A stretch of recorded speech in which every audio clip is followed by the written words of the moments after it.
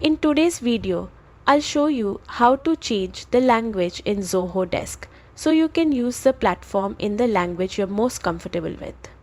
This setting is quick to update and applies directly to your personal account. Start by logging into your Zoho Desk account and landing on the main dashboard. From here, look to the top right corner and click the gear icon to open Setup.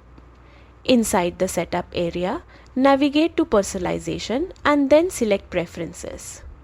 This section controls how Zoho Desk appears and functions for you. On the Preferences page, find the Language option.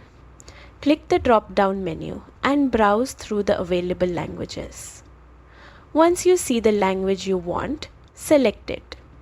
After making your choice, scroll down and click Save to apply the change. Zoho Desk will immediately update its interface and menus, buttons and labels will now appear in your selected language.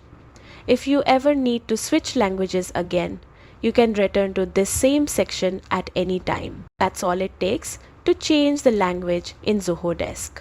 Thanks for watching and stay tuned for more Zoho Desk tips and tutorials.